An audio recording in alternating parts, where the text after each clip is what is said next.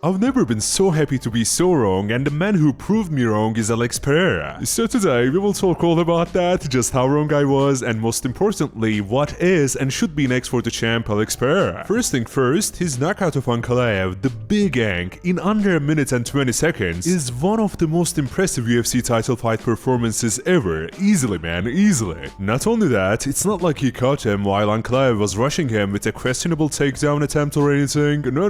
Pereira landed that big shot mainly because of the pressure he applied, especially with the leg kicks, cause those forced Big Ank to switch his stance, and I'm pretty sure his defense is just worse when he's unorthodox. So if you ask me, Alex deserves the full credit for this. He landed that overhand right, which was beautiful, and from there he did not hesitate to follow Ankalaev to the ground. He landed those vicious elbows, and I get it, Big Ank wasn't out. I would have loved it if Herb Dean let it go on for just a bit longer, but I'm not going to call this an early stoppage. Like, come on. Cause remember, Herb leaned in there, like gave Ank some time, and he should have known he needed to move away from that position very quickly. So yeah, could the fight go on a bit longer? Sure. However, anyone saying that it was an early stoppage is just copying.